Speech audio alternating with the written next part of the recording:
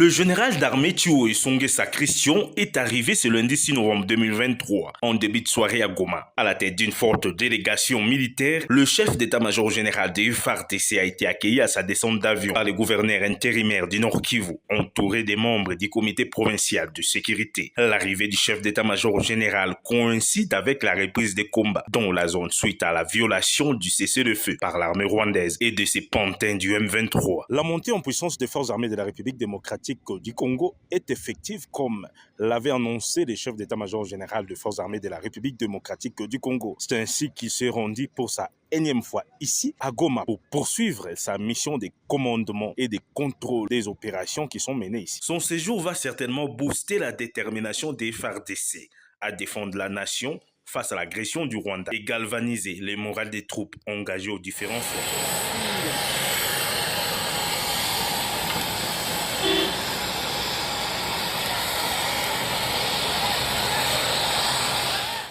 Debout Congolais, unis par le sang, unis dans l'effort pour l'indépendance. Nous devons ensemble avoir conscience que nul autre que nous-mêmes ne viendra sauver notre nation et que cela exige de chacun de nous une mobilisation tous azimuts.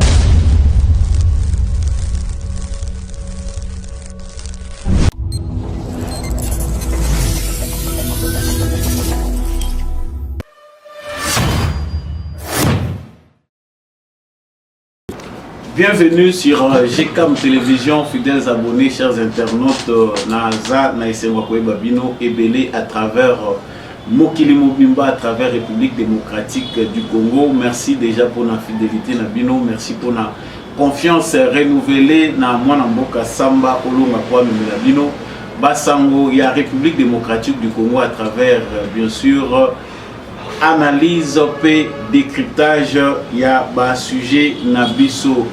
Justice yanzambe eratakate boyibalamu ke soki sentence wana ezate na kati ya émission na biso émission ezanga ka saveur elinkoloba ete salaka kaka malamu po justice yanzambe erataka moto te moto moko te pe aishapaka na contrôle nango soki okosalaka mabe okanisi ke biso na mokili tozomona yo te yebe eza na lisu moko ezomona yo quelque part et lisu wana ekofutisa yo tôt ou tard bambeba na yo komibenga pe enquêter komibenga tout puissant que yo monela bato mokili tu es capable de dévier la justice congolaise ou la justice du monde entier. Sache-le bien que la justice divine n'épargne personne. Il n'est pas tard pour changer. Aux élatés, vous avez le même sort au bâtiment sur Bazali pour conclure pour Paul Kagame. Actualité à Mukola Lelo, il y a un boto qui est dans l'Est de la République démocratique du Congo et pas Iwapi. Bosangani, ya MONUSCO, l'armée congolaise, ils allaient de plus en plus contester. Nabaimboka, c'est-à-dire les citoyens, il y a Nord Kivu, Bango Batalisi et MONUSCO, alors que bilan est largement négatif. Qu'est-ce qui justifie cette réassociation? Il y a MONUSCO, l'armée congolaise, Bissou Nakati, il y a opération Bazali Kobenga Spring Book. De l'autre côté, vraiment, mouvement citoyen, société civile, lobby, en tout cas, ils allaient mauvaise décision. Il y a gouvernement na biso kondima lisusu que MONUSCO na FARDC bazonge la coopérer. Yango ekoki ko poisonner chute ya Goma. Ils allaient information ils allaient ko buta na ba média mususu ko relayer oyo population zali koloba sur terrain. Tokolanda pe awa maloba ya porte-parole militaire. Il y a armée dans Nord Kivu, il y a Siliko Talisa qui est sur demande, il y a MONUSCO que opération wana ezali lancée pour sauver la population, pour sécuriser Goma, Nasake, na éventuel, mais nous serons là-bas aussi au front pour la situation ezali ndengeni mokolo ya lelo armée bazali ko annoncer que va repousser attaque moko oyo. Donc on va mettre en échec attaque moko ya M23 où va aller tenter ko avancer les sous vers ville ya Goma vraiment bitumba eza makasi mais côté wazalendo na ba M23 bitumba peza la ki makasi na périphérie ya Kichanga et pas wapi mokolo ya lobi dimanche vraiment résistants patriotes, volontaires pour la défense de la patrie, qui opposé na ba terroriste ya M23. Bitumba pe ezalaki makasi kasi lelo mo calmier koti mingi bitumba ezali côté ya FARDC o azali ko défendre ba position na ye attaqué par les M23. Est-ce que dans un contexte comme celui-ci, il est toujours important de continuer à obéir dans cesser les faits? Diplomatie comme finalement nini yebisa biso tokolobe la paix nakati awa likambo etali entretien téléphonique oyo secrétaire d'État américain Anthony Blinken azui na Paul Kagame mokolo lelo lundi à la une et entretien à bango ezali des escalades et attention ezali ko régner entre Kigali na Kinshasa on baza kotalisa que secrétaire d'État américain Isaac Oyebisana Kagame que implication na ezali très nécessaire pour obtenir abandon ya M23 na bitumba ko yazali komene na est Congo pour obtenir kimia na est ya République démocratique du Congo. Est-ce que l'Amérique a ezali vraiment na situation ya kobonde la Kagame ou bien Amérique esengeli azongisa Kagame na esika na ye? Que doit attendre la diplomatie congolaise des États-Unis d'Amérique à travers cet élément et échange où Anthony Blinken, secrétaire d'État américain, président rwandais Paul Kagame? Vous saurez des révélations concernant cette guerre à l'Est qui vraiment a pris d'autres dimensions.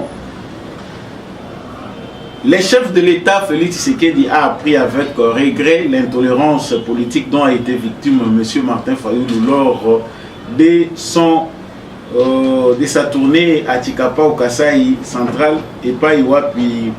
Il a été victime vraiment par certains compatriotes de l'intolérance politique. Il condamne, je parle du chef de l'État, Félix Tshisekedi, il condamne ces actes antidémocratiques et appelle le peuple congolais à faire preuve de tolérance et de citoyenneté à l'égard de tous les candidats. Martin Fayulu m'a dit à Salaki meeting naye na Tshikapa bato basepela ki te na présence naye puna Tshikapa ezali na Kasai central puna bato basepela ki te na meeting wana bayambaki ye basouhaitaki le bienvenu na mabanga kino ye akendaki ko se retrouver place wapi akendaki ko sala meeting. En tout cas la police et sécurisaki ye malam tina lié na ye ya meeting epai wapi asalaki meeting na ye devant une foule de Kasaïens de ce coin oyo bakendaki ko yoka maye azalaki pona koyebisa bango ba surprise pe ezalaki na kati ya meeting yango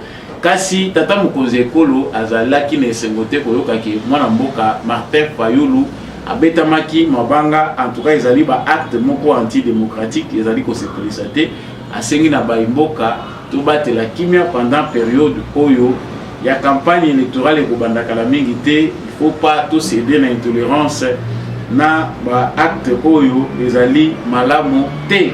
Tokozongela sujet wana yambo tobeta petur muke na tourner ya candidat mususu o tobengi na kombo ya Matata Ponyo, tobengi te mekombo na ye Matata Ponyo Madidi. Bongolanga video na ye awa ndenge asali tour na Matadi boyeba ndenge nini ba différents candidats. En tout cas na comme télévision to boba un peu mis sous partout to yeba ndenge nini ba candidat mususu baza ko se comporter na ba pré-campagne na bango. Sima yambo tosukisa émission na biso ya mokolo lelo tokolobela likambo oyo ya complot o ezali mise en place ya des informations. Nous avons les informations que ezali na ba budget préparé des jeunes gens ya ba mouvement citoyen ba internautes ba tebele ba zumbongo pona kobimisa mensonge ce business ya mensonge oyo ba kobanda ko publier ba problème moko ezali lié na ba détournement ya ba millions et des millions de dollars. Cela se fera sans preuve mais kozala ba mensonge moko planifié de manière professionnelle. Yango nde mutu ko envahir campagne électorale pour nuire à tel ou tel autre candidat. Nous en parlerons avant de mettre fin à cette émission. Voilà tout pour les sommaires de l'actualité que nous allons analyser avec vous bien sûr tout à l'heure. Merci Nabino Baïbozo rejoindre Bisso depuis Kivu Nord Kivu, Sud Kivu, en tout cas, c'est un peu babino qui bolanda la paix. Moi, la mboka samba, olonga na musika, oyo bino bozali. Ceux qui opposent à kolanda biso, à partir de ici, quand vous allez mentionner, c'est quand vous allez dans les commentaires. En tout cas, likez, partagez cette vidéo, partagez cette émission avec de nombreux autres compatriotes qui peuvent aussi être éveillés et éclairés comme vous. Ceux qui peuvent vous abonner, je vous prie de le faire pour ne jamais manquer notre actualité, surtout comme appelé Moko Yaba éclairé, Oyo Balandaka, émission de Congolais. Yamoutuya pour n'amener à la patriotisme, des à la fil conducteur, Yaba échange Nabiso, tout ça de manière très très patriotique.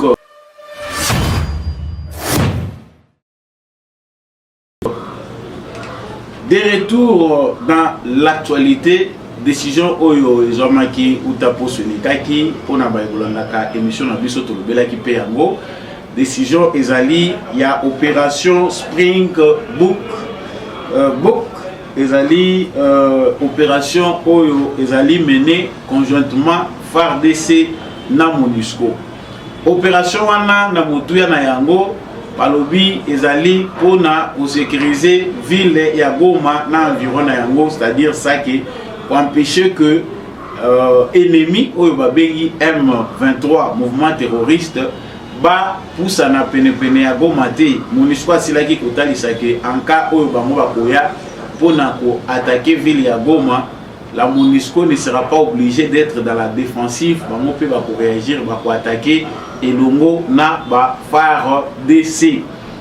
Mais décision Oyo na lolenge zomaki et c'est ici ba imbokate, en tout cas toujours ba réaction mingi pour na ba congolais, que ce soit à Libanda, que ce soit à l'intérieur du pays et plus principalement ba Oyo Ozali ou landa vraiment actualité à la base Oyo Ozali ko leka na est ya République démocratique du Congo, bande kwa Nord Kivu ebele balobi non Oyo Ezali façon ya ko distraire biso na MONUSCO.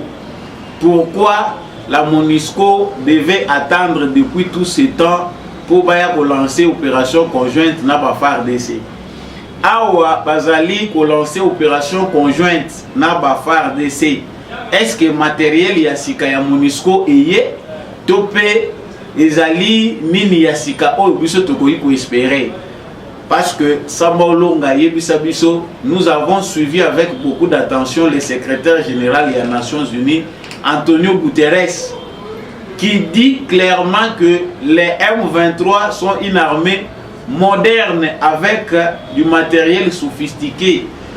Armée moderne au Bazali, la MONUSCO ne peut pas faire face au M23. D'ailleurs, je ne peux pas laisser cette émission passer comme ça pour tout peu ça s'avère tout la nana no maloba oyo y Antonio Guterres et Matozoni qui les attaquent et de leur garantir la protection. Mais on est dans une situation extrêmement difficile. Vous voyez, l'M23. L'M23 a été, comme vous savez, la raison de ces dernières manifestations. Le fait que les Nations Unies ne sont pas capables de battre l'M23.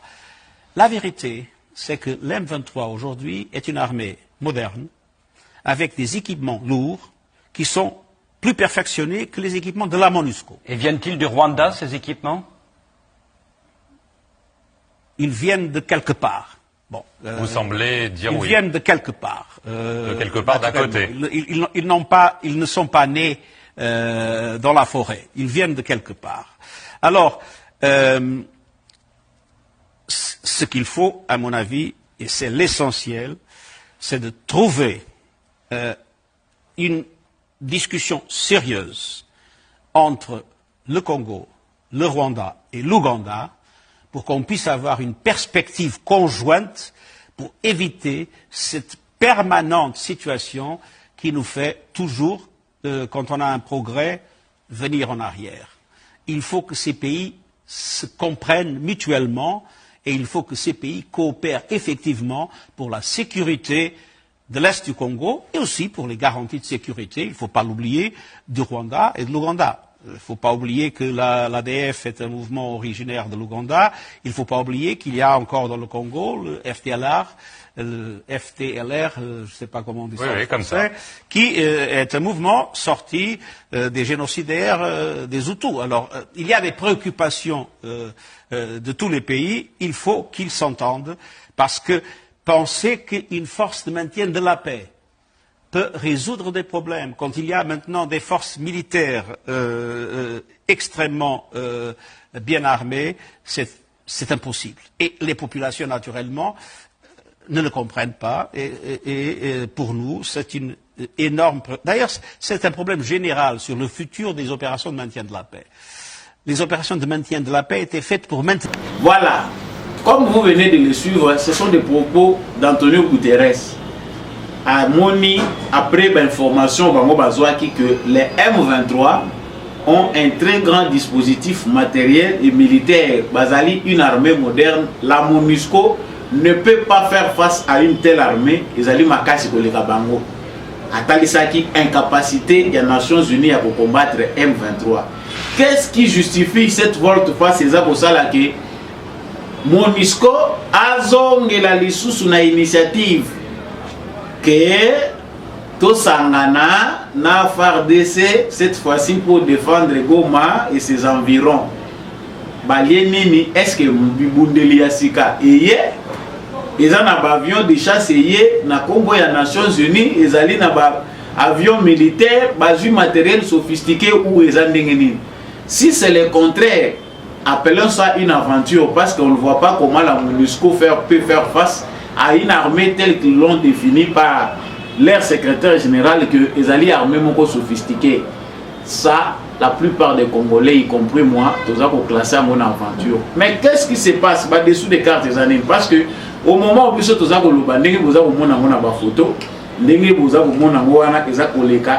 déjà sur les champs, installer déjà moi base na bango, moi boulot na bango na bisika na bango bakocha, moi ba pylône na bango, ba mortier na bango pour na copilona ba position ennemie, pour na copilona ba position ennemie en cas d'attaque. C'est-à-dire bango oyo Congolais za koloba etali bango te. Bango et la lobby porte-parole et armée na Nord Kivu, colonel Guillaume Ndike a lobby ezali initiative ya MONUSCO, mutazui initiative wana. Yango biso pe tuza kotuna. La MONUSCO va s'asseoir après toutes les critiques, bavandi baza kolia biftek, baza kozwa soki 100 fois salaire ya militaire congolais. Bavandi baza kolia parce que rien ne justifie la présence de tous ces hommes sur le sol congolais. Baza ni logo bango baza kosala te. Après ba critique bobima na moment oyo ezali bien planifié qu'à partir de ce mois de décembre tout le monde comme MONUSCO te ba banda bobima. Dès moment où MONUSCO a choisi à l'obité tout ça pour sécuriser. Selon certaines autorités, balobi pour na bango ezali juste une façon il y a pour aider la MONUSCO, le système des Nations Unies, tout ça lié na yango. Peu importe la guerre que nous pouvons mener aujourd'hui pour mettre fin à l'agression rwandaise, nous ne devons pas oublier que nous sommes membres des Nations Unies et nous serons toujours attachés aux Nations Unies. Et le fait pour nous d'être attachés aux Nations Unies implique une certaine diplomatie. Namakambo Touré toujours continuer à plaider auprès de Nabango pour être justice et salima par rapport à la cause congolaise. Mais dessous des cartes des alliés, qu'est-ce qui se passe encore? Parce que Tozali qu'on s'approchait de la campagne électorale. C'est-à-dire il nous reste ici une semaine et demie pour la campagne proprement dite Eban. Mais il y a une menace et le baki tata mon conseil que ils ont une menace ils allaient pour peser les voisins. Paul Kagame a toujours une main mise na politique ya Congo alingaka ba s'incruster bakangaki bango ebele ba Rwandais o baza ko traverser bazo ya kokota na sol congolais na ba carte d'électeur pour na kokota na processus électoral ya Congo. Donc chaque fois que le Congo se prépare pour les élections, le Rwanda aussi à travers son système d'infiltration, ses services de renseignement bakotaka mpona kosingérer na makambo ezali ya Congolais. Ça c'est la première menace. La deuxième chose ezali biso moko Congolais tout classé oyo babengaka priorité ti. Les pays en guerre qui connaissent réellement que bazali en guerre, baza sérieux, balingi basi sa situation wana po bakota na kimia bakendaka élection te. Nous voyons à l'exemple ce qui se passe en Israël lors de l'attaque du Hamas. Hamas a attaqué Israël pendant la période de Fourba qui est l'élection. Benjamin Netanyahu azali na chute libre na makambo etali l'élection. Azali très mal vu, impliqué dans plusieurs dossiers à corruption. Mais parce qu'il s'agit de l'intérêt général, la sécurité d'Israël est menacée. Ils se sont tous réunis, le gouvernement de l'Union nationale, pour combattre nos ennemis. Les autres réalités, les autres détails, ici on ne parle pas du sujet Israël, on a pour comprendre comment on choisit les priorités d'État. Lorsque Batu Bazan a conscience que Mboka est à Bango, Batu Bazan a conscience que l'intérêt na biso ba individu, ba prise de position na biso et qu'on a la décoloté, il y a ba intérêt ya Mboka, ba choisir sa option moko pour na défendre l'école na Bango. Mais c'est grave. Na période de Zali à Congo, tant que nous le la makambu ya Congo, lorsqu'on parle de la campagne électorale. Et ce côté ba candidat ebele, ils n'en font pas mention, baza ko mona ezo ko le bango et lo mo côté, bango bazo mona ngo toujours sakana. Il y a des parties de nos territoires qui sont entre les mains de l'ennemi. Bango mutu baza na contrôle kuna, bango mutu bazo administrer kuna, bazo futi sampa, bazo torturer population, la population est en débandade. Nous avons des millions de déplacés sur le sol congolais. Ba opposant ya solo porte ya tisheke déjà au kangamate. Dialogue wana ifeza la kaka dialogue te bazu initiative boluka médiateur pour boka bola ba poste. Les opposants, ceux qui bazar républicains, ba opposants solo, ce sont eux-mêmes qui peuvent aller voir Tshisekedi, échanger avec lui. Et ça la question c'est qu'il faut organiser le bino dialogue, ba le bino médiateur. Non. Ils peuvent aller d'eux-mêmes. Boké kokuta na naye, mwana mboka. Toyebi ke makambo tozo sala toza opposé, mais ozo mona likambo ndengeni. Malheureusement, ceux qui se disent opposants au Congo, ceux qui se disent politiciens au Congo n'ont pas encore atteint cette maturité-là. Donc, awa tozaye koloba, MONUSCO ils ont raison, mususu aza kobata manasima nango à la veille des élections. Une frange de l'opposition congolaise, ceux qui se disent opposants ont souhaité que la MONUSCO reste. MONUSCO il faut azalawana à sécuriser le processus électoral, à aider biso na makambo belé. MONUSCO pas se réserver qui n'a ndenge na ya logo a koyiko. Donc les Congolais face au départ de la MONUSCO vont de manière divisée. Bandeko bazana est na est la République démocratique du Congo, Nord Kivu, Sud Kivu et à Lituri. Sachez que les gens comme Denis Mukwege, comme Moïse Katumbi, comme Martin Fayulu, comme Denis Sanga ne sont pas d'accord na au bureau pour le départ ya MONUSCO. Il faut MONUSCO Azala. Certains ont même demandé d'être sécurisés par la MONUSCO. Donc vous comprendrez que le peuple congolais parle un langage différent avec certains de ses acteurs. Pour ceux qui baillent, Boyambi Bango, Bamusu Baye, Kolaksabino Mawake, Bango Mutubazali, na agenda ya malam, pour baza ko partager na bino, Boueza na mitune ya malam, Mutia Kotuna Bango. Vous voulez au Nord Kivu que la MONUSCO parte. Sachez que votre candidat ne peut pas être Denis Mukwege. Sachez que votre candidat ne peut pas être Martin Fayulu. Sachez que votre candidat ne peut pas être Moïse Katumbi. Parce que ceux-là portent notre agenda. Bango balingi MONUSCO azala. Ba garder parce que pour na bango azali sécurité na bango pour na makambo bango bazali ko envisager. Nous l'avons dit. Donc ici cette décision de réassocier la MONUSCO au FARDC est un piège. Oui, il y a même ceux qui sont allés plus loin pour dire que voilà, Balingi, Goma, ils ont cédé, ils ont complot, va planifier qu'à travers MONUSCO, va faire jeter Goma pour Tshisekedi Mutu Makasi Leki, le rôle à Makambo Bango Bazako Sengaye, Alingi Koko Kisayangote, Azali, déjà pour se régaler à Monique Azana Peuple, il faut faire tomber Goma via MONUSCO et que cela puisse conduire à des négociations. Vrai, Makanisina Bino, il faut que mais il ne faut pas inventer des informations. Nous savons tous que les Congos souffrent d'un complot international. Aux Nations Unies, on complote contre les Congos. Ceux qui complotent contre les Congos, ce n'est pas l'organisation des Nations Unies, mais ce sont des États. Des États qui sont pris en otage par des malfaiteurs, des mafieux, des capitalistes, des multinationales, qui dirigent la politique des Nations Unies en otage. C'est vrai que nous sommes occupés d'une certaine façon, entre guillemets, parce que l'occupation peut amener à plusieurs significations.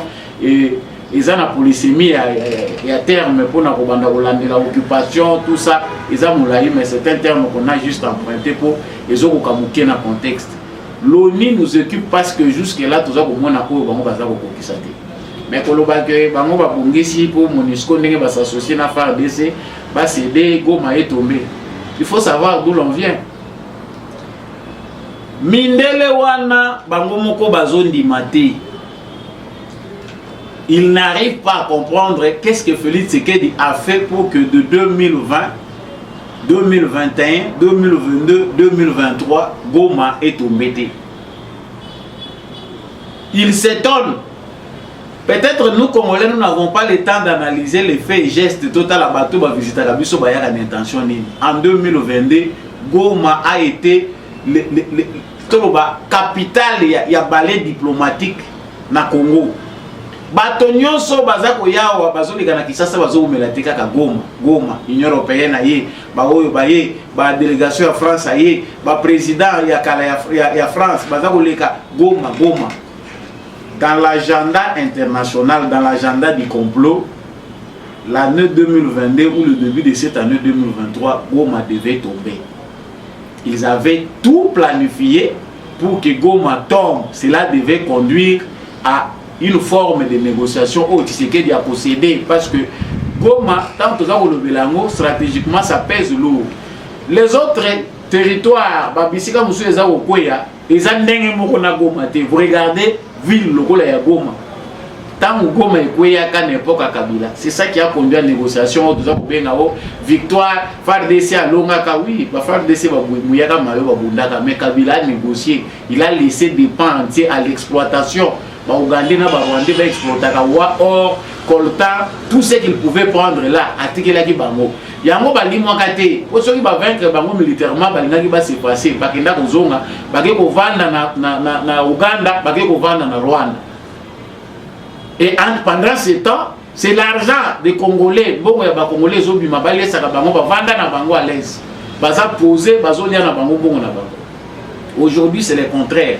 Tshisekedi, dans son instinct patriotique, esprit où ils ont conduit les esprits à jamais, et là on a vu ce bako moni na biso, pour baya et pas na biso bango faut pas les quelque pas voisin. Voilà ce qui tue Tshisekedi dans les négociations. Les cœurs qu'il a pour le Congo. Comment il a à biso mais les kanabakano mususu ça je n'accepte pas. Il a pas bomela qui ba prédécesseur yangoana. Makambo ebele ezoli kelande wana.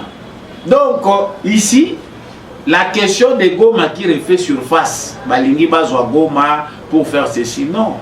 Félix Tshisekedi n'est pas bête comme il le prétend. Azala qui vient parce que il a joué avec sa sagesse pour mettre ça la zoba na misu na bango. À comprendre la situation, à se préparer. Goma devait tomber en 2022. Goma devait tomber début 2021. Aujourd'hui, le dispositif est renforcé. Peut-être actualité tous autres information. Ah, ce sont des jeunes gens qui ont le FARDC, l'armée congolaise n'a pas encore levé l'option de manière officielle, carte sur table que maintenant nous voulons réagir par la force. L'option levée dans minute les alliés guerre. Vous verrez que sur le terrain situation vous allez ce que la RDC évite avec Félix Tshisekedi, c'est de tomber dans les pièges tendus par la communauté internationale. Dans un complot, ils ont piégé Tshisekedi. Nakanda a réagir. Ce qui Congo, to koti na guerre oyo, bien que c'est des soucis de nous tous. Toke nango na bitumba Nakanda, mukili mobimbe ko pesa biso mu Congo. C'est un chaos qui sera au bénéfice des envahisseurs du Congo. Ce sera nous qui vont condamner parce qu'ils sont mieux placés pour exploiter les Congo. C'est nous qui voulons récupérer notre pays et la vengeance est un plat qui se mange froid. C'est une stratégie pour dévier ce que l'on appelle complot international ici. Mais comment il procède, je vais avancer parce que ma mauvaise décision, ils ont ébélé.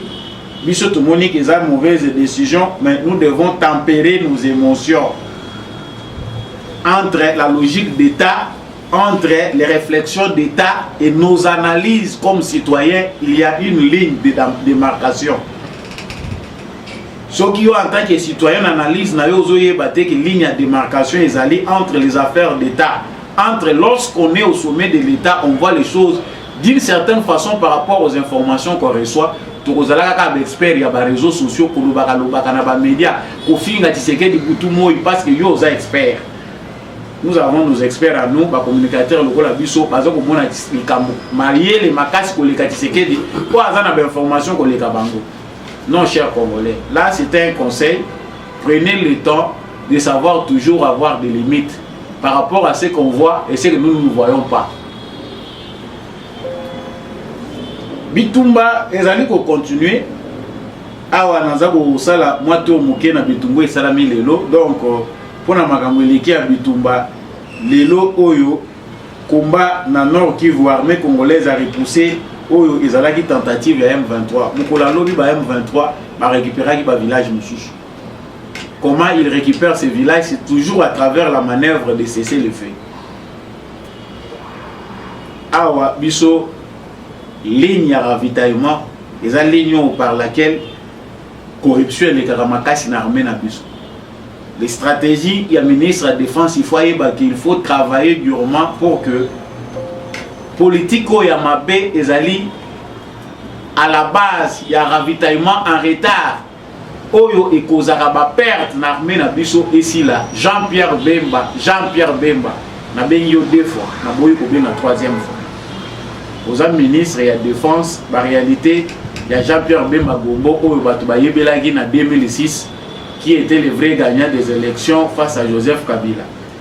Moko ya bato bazaki na 1+4 désavoué, mais lui, les Congolais avaient accepté de le prendre comme un mal nécessaire. Les réalités d'hier ne sont pas forcément celles d'aujourd'hui. Vous êtes maintenant gestionnaire, ministère de la Défense, et Zali na Bamakambo, et Belé, armée na biso ezana Bamazita, et Belé. État ministre de la Défense, il faut que kokata mazita wana. Moyibi eleki na armée na biso. Moyibi wana ezali parmi bafai oyo, ennemi na biso Rwanda, si a étudié malamu. Ayebi que ba Congolais ceux qui va gagner territoire wana bakoma kalwana moi excès des ailes o pe faut ba ravitailler bango pendant ce temps là ceux bakata ka bango bakotia na ba poche na bango wana to yebite ils auront du retard parce que zali na ndenge na bango pour ravitailler parce que moni ba ceux qui ba bimisi souffle batala na ngambo bitumbe bunda maka après ba vandi kimia babandi pe ko luka ko se ressourcer pendant moment na ko se ressourcer bango ba yebi biso retard ezalaka na cheminement soit il y a matériel soit il y a ba vivre na bateau baza ko bunda bitumba ezali parmi ba faille makasi armée na biso et ça la ka ke ba militaire ba ko il a toujours ba embuscade ba ko ya toujours na attaque surprise parce que tant on pemi il faut déjà poser la ravitailler pour mbala moko ceux qui bitumbe bandi li sous bien bino boza déjà na plan na bino bokei ya biso ezakaka lelo bobeti ngana zo kamoka na image ya match ya football ya Congo ba expert botala ka équipe nationale na biso komi komira ko bomisa lelo boza ko mener na bino so ka botie bi moko RDC soka tieka ka bi moko ya bande et comme la j'ai changé excès des ailes ou yoka soit égaliser bango soit défense soigner ko kokati nous aurons compris donc pour la journée ya lelo attaque oyo ba M23 ba mekaki a bazupe réponse na bango na oyo esengelaki bango bazwa dalinira ngongo na kibumba babundaki uta mkola lobby na ba wazalendo mais FARDC a défendre des positions na ye ils a attaqué na ba M23 ba yaki na intention yake bakata lisusu nzela wana ndenge nzela oyo ya Ruchuru Goma ils a déjà na ba difficulté belé objectif na bango ezali kaka bakata ba moyen d'accès nyonso ya Goma FARDC à Kati, donc à résister face à l'attaque na bango. Et belé baza perdu. Mais bango stratégie baza ko bete là où ils allaient que ba se sender na ba groupe belé mike donc dans ba force spéciale na bango bazo kota. Ba yebi déjà ba coin nini oyo FARDC azati. Ba yebi que Congo eza munene. Donc ils ont la possibilité de tracer un chemin là où ils savent qu'il n'y a pas présence militaire. Il y a un moment où c'est important dans le moment où il y a bazamba nyonso ndenge toyebelaki wana botika ko décourager bana wana bazamba wana soki eza plein occupé l'ennemi ne perce pas ba Rwandais soki baza ko lungwa na Rwanda bazo kota na Congo bayebi que c'est un terrain vaste qu'ils connaissent bien comme leur poche pendant que nous nos enfants voire même certains qui sont en Nord Kivu c'est difficile à voir carte na big abana ko komela yo ba village nyonso na ba territoire à dessiner mais au Rwanda ils savent les Kivu comme leur poche. Baza na facilité ndenge baza ko kota ba kota kapenda bazoya en profondeur ba yebi ke awa avec leurs informateurs qu'ils ont avec leurs infiltrés qu'ils ont sur le sol congolais ils savent qu'ici il n'y a aucune présence ils peuvent circuler ba traverser ba sali 20 km 30 km ba moni na bango militaire congolais et ils ont la possibilité ya ko s'installer ba vandi yo va la gana kisaso yoki ke 3 villages 4 villages ekweyi ba yebi qui vous la poche na bango bazana bandeko na bango awa oyo baza ko se faire passer le la congolais ils savent voir le mouvement de l'armée congolaise ba se positionner ka ndenge wana on ba lobi sukoyi sala bango eza musala na bango possible la bango biso tozo ko besoin ba po eza bokangi bango ba photo mais faut bazonga toujours en poudre. Les côtés positifs qu'on a ici c'est la stratégie de l'épuisement. De l'autre côté, l'analyse que nous faisons est que l'armée congolaise, bien que c'est nous qui déplorons que certaines de nos zones, de nos villages, territoires Nabiso, ils allaient en partie pris, ils allaient sous contrôle, il y a des envahisseurs ou des terroristes, il y a M23. Mais quelque part, dans cette guerre, Kagame n'en a pas les moyens. L'armée congolaise est en train d'épuiser aussi, en quelque sorte, M. Paul Kagame, qui veut lui indiquer qu'il veut se faire respecter pour Makambo finir dans la négociation. L'échec, c'était Goma. Ils n'ont même pas l'intention à Goma. Objectif les grandes villes, ce qui est tombé, il faut pousser directement dans la négociation. Et les négociations, c'est le Congo qui perd. Parce que nous allons encore introduire les Rwandais dans nos institutions. Nalombango nakei na sango ya mukula lelo. Entretien téléphonique ya Kagame na Anthony Blinken. Ce n'est pas pour la première fois que toza koyoka basango. Anthony Blinken a sali entretien a BBC président Kagame, président ya Rwanda a retiré ba troupe na ye. Dans l'année 2022, pour Takino 2023, plusieurs organisations, plusieurs pays ont fait pression sur Paul Kagame pour qu'il retire ses troupes de la RDC. Cela ne s'est jamais réalisé. L'Amérique est arrivée au point où, logiquement, États-Unis comme parrain du régime Yakigali devait agenouiller Paul Kagame pour qu'il respecte les prescrits ya Obama Bazako Benga, accord ya Nairobi na Luanda. Tant que nous savons congolais que Nairobi, Luanda, c'est les Américains. Tu sais que dit Awa, Mikakatanaza Nango Singaza Nango Makasi, c'est parce qu'il est l'allié des Américains.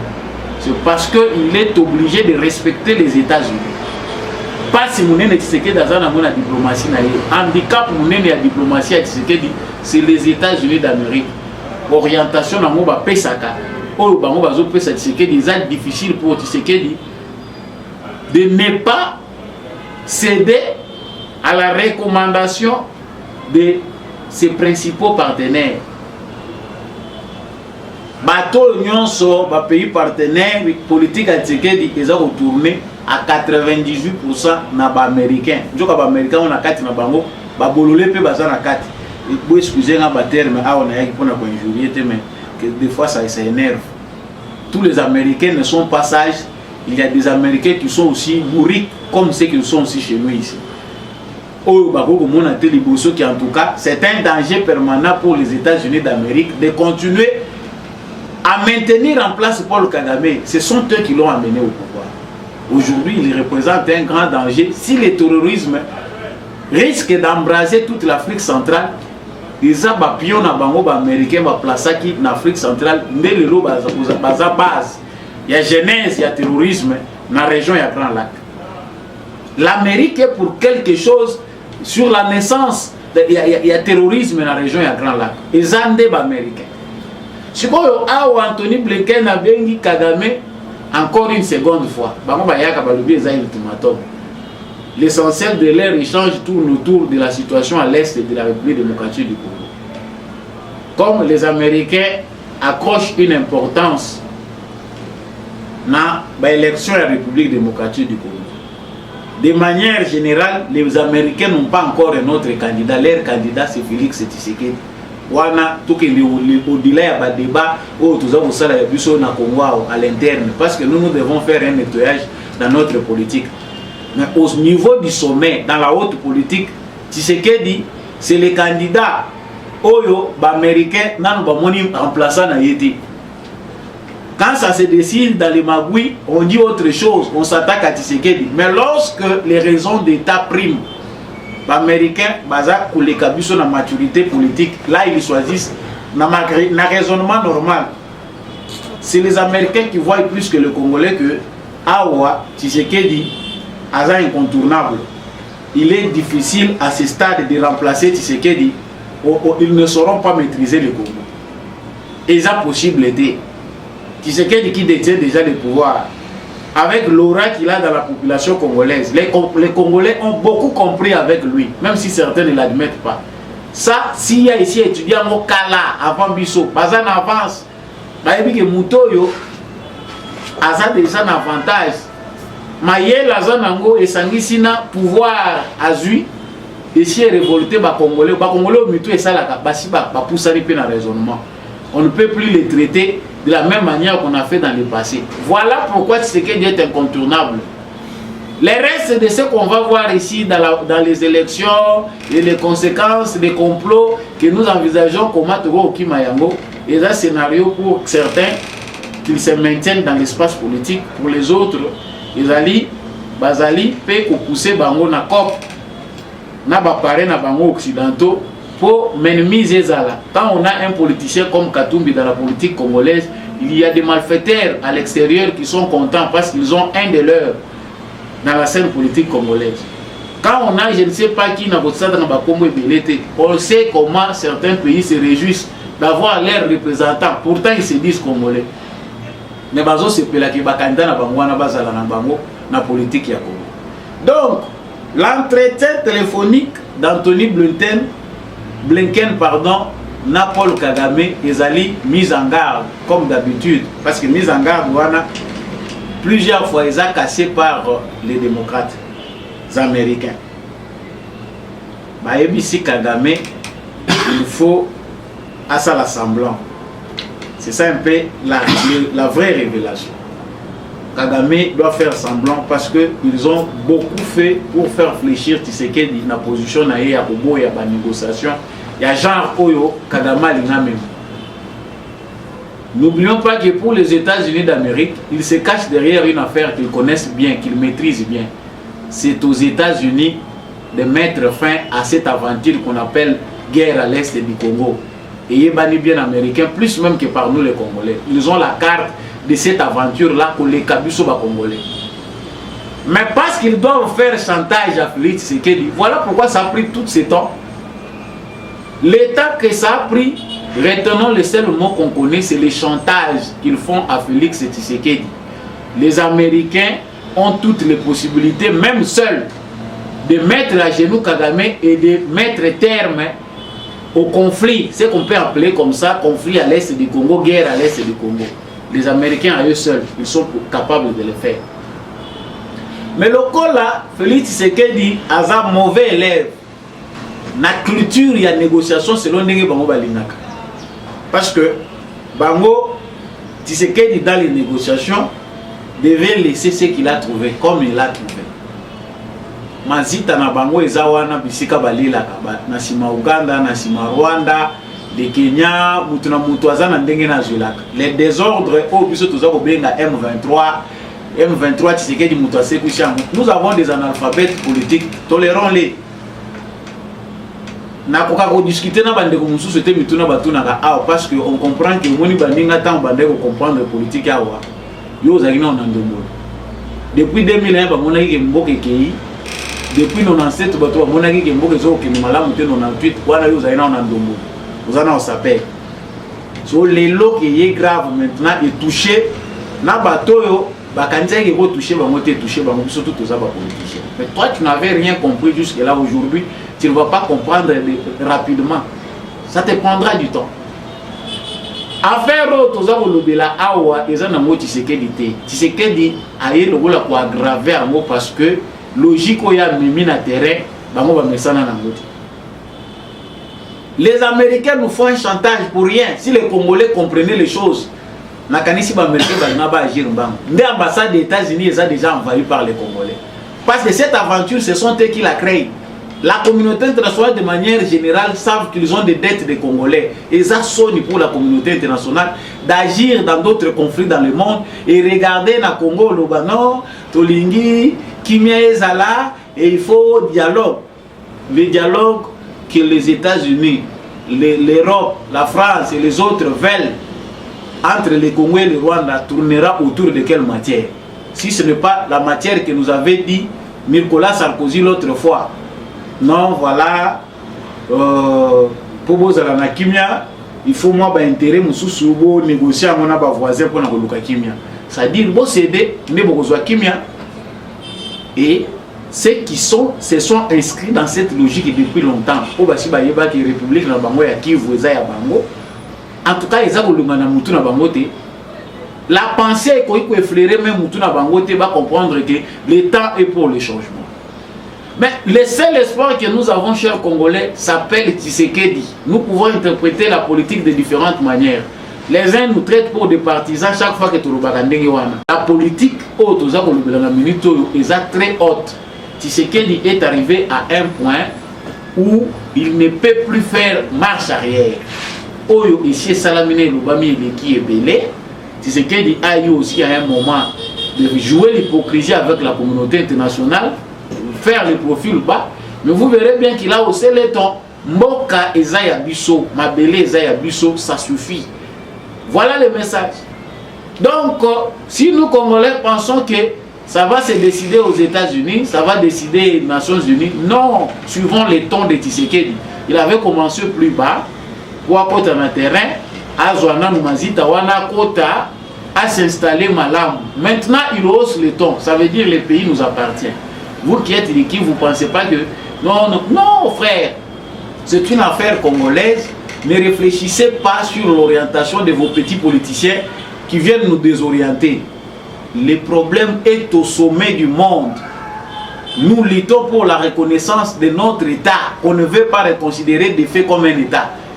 Bango, Tikatova Nagana désordre, Bapiarabiso. On prend qui veut. Actualité, Moussoussou. Na bongisaki bino koloba awa tata mokonzi Félix Tshisekedi à prendre avec regret intolérance politique.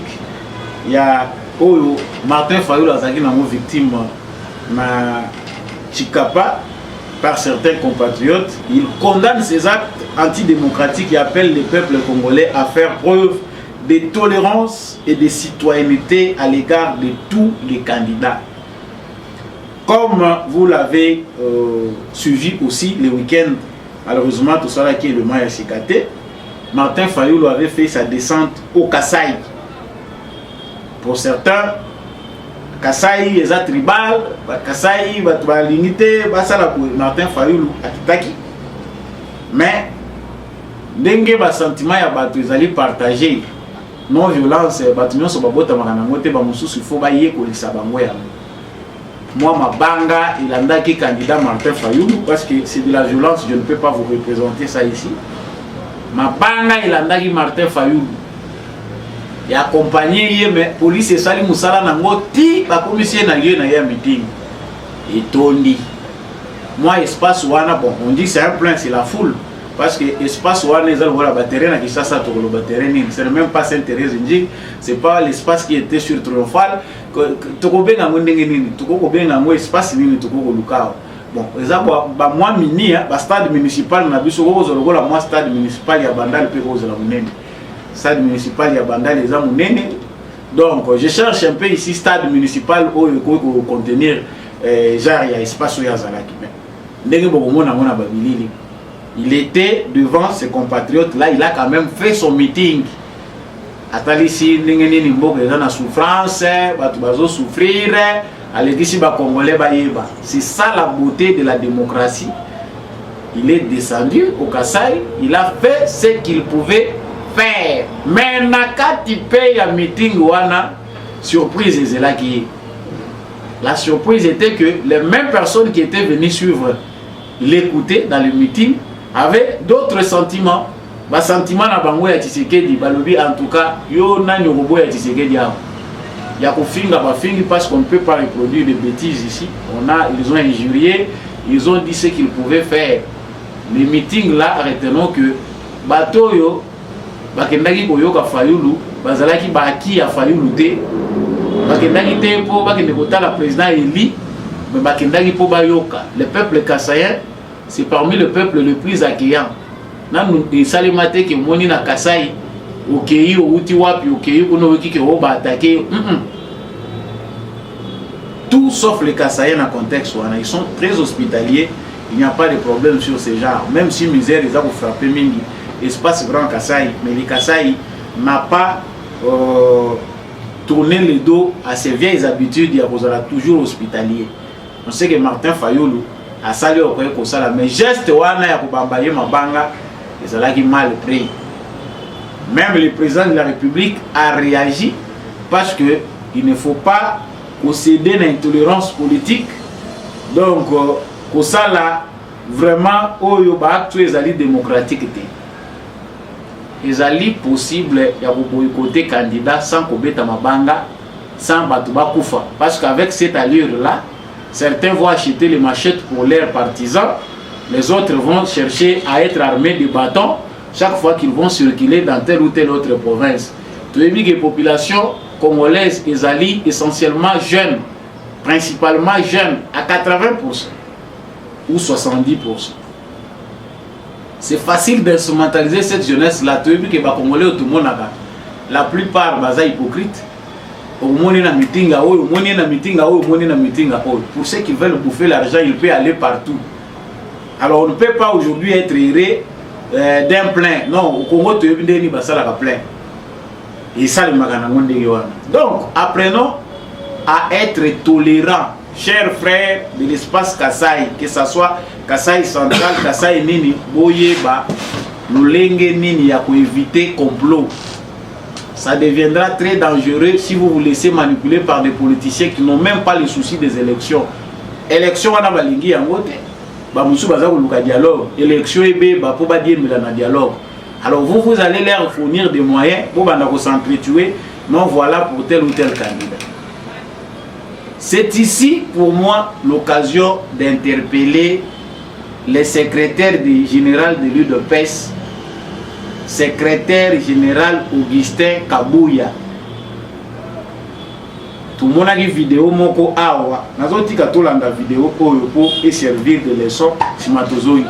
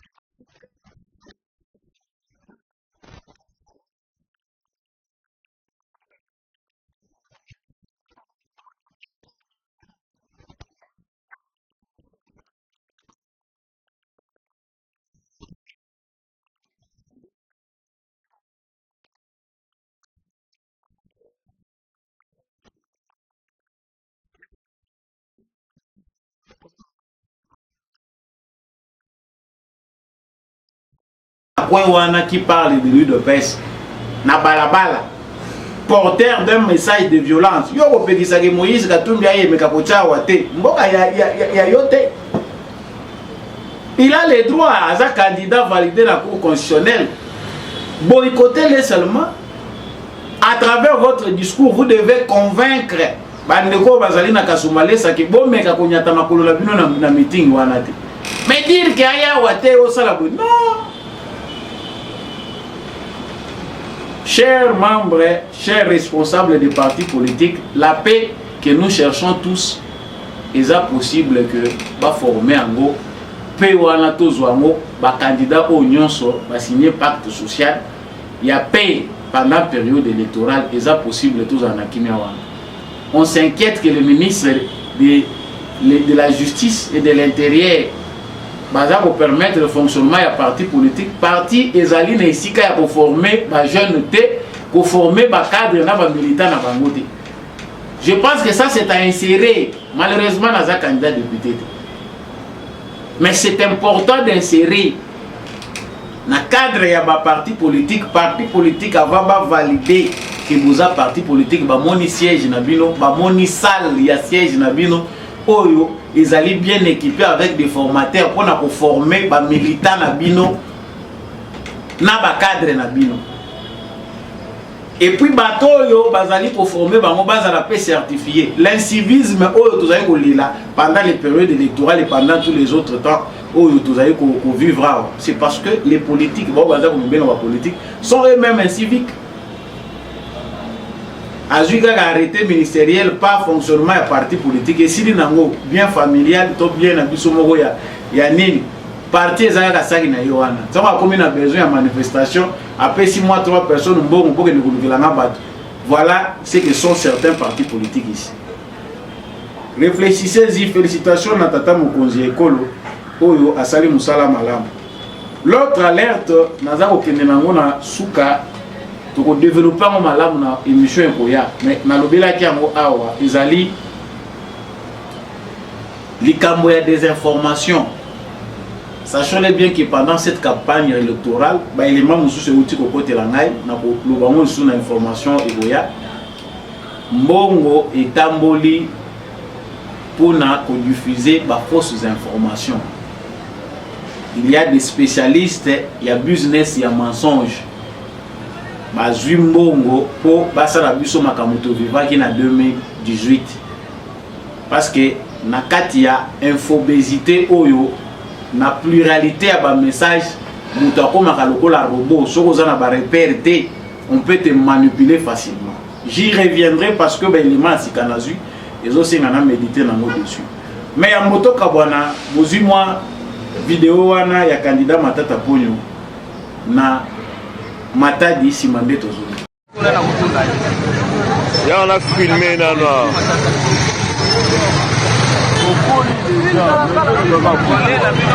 Omoni.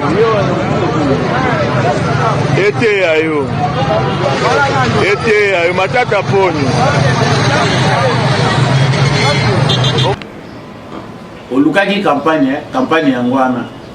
Balingi ba écarter nga parce que naza challenger ya Tshisekedi naza opposant na ye, ils savent que je suis le candidat le plus sérieux. Matata Ponyo atalisaki biso comment il y a un complot qui vise à l'éliminer soit physiquement parce que aza opposant ya Tshisekedi alingi balingi ba effacer ye bakanga ye, justice est condamné, il n'a rien à voir avec la justice, on veut juste le condamner parce qu'il est candidat président de la République.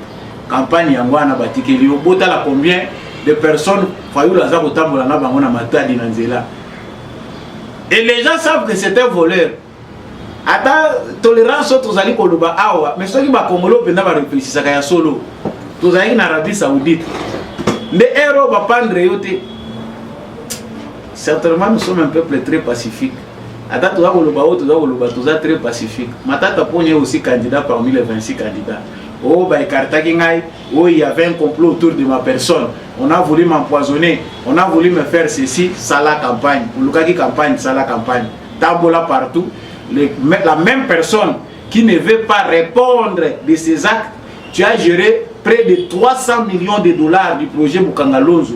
mais les héros ba province nyonso eza kozwaka masango ezouta Kinshasa ezozala produit kuna atikala kondimata mokolo moko te kaza na responsabilité kuna il faut akende ko répondre sur les 300 millions qui dans la projet Bukanga Lonzo 80 millions quand des traçables plus de 200 millions de dollars ils ont porté disparu Matata Pone ne connaît même pas un franc à l'imi batuna été voilà la preuve ba matadien soki bokosala boye pona ba candidat belé ils ont fait malamu tokozonga pe lisusu na ba émission ko ya potelo belabino likambo ya candidature commune ezali na kati ya ba tractation ya opposition c'est dans les matières à venir na émission ezali ko ya na pesibino matondo mingi ndenge bolandaki émission debout congolais en tout cas tokoba na kozala na bomoko tokoba kozala na bolingo to la kisapinda maturité na biso en taba congolais to tia liboso ba intérêt ya République démocratique du Congo to CDT na ba division ezali ko uta de gauche à droite o ko kabola biso na bikolo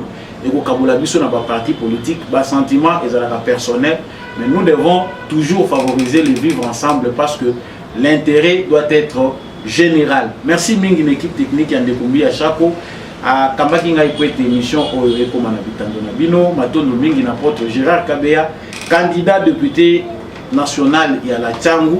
Merci mingi na candidat Moussousou député national Freddy Ngwama ya circonscription électorale ya Ilebo bande kwa Ilebo bosunga ndeko na bino bosimba ye malamu c'est du 109 pour la circonscription électorale ya Ilebo.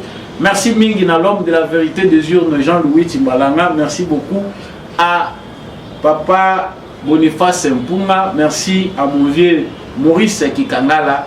Je remercie beaucoup mon vieux pour l'Intika, Maman Bilonda, Maman Lisette Mombelou, mon vieux Kennedy Mukendi et tous ceux qui soutiennent l'émission de vous Congolais à partir des États-Unis, à partir du Canada, Bukavu, Goma, Nganda Njika, Bujima, Imwene Ditu, Mbandaka, Gemena, Bozana Kikwit, Bozali na Kaemba, Bozali na Luozi, Bozana Boma, Bozana Matadi, Kinshasa, Équateur Mobimba, Équateur Mambenga, Nazana Binoawa, Bozana province orientale, Bozali na Kasai, espace Grand Kasai Mobimba. Partout où vous retrouvez que vous suivez cette émission, mentionnez dans les commentaires. À partir à Wapi, Bino Bolandi, Bisopi, Bozafar, Desetopi, Wazalendo, dans vos thèmes. Ceux qui peuvent s'abonner, continuez pour s'abonner, liker, partager surtout. On reste ensemble, debout Congolais, FARDC, dans mon thème.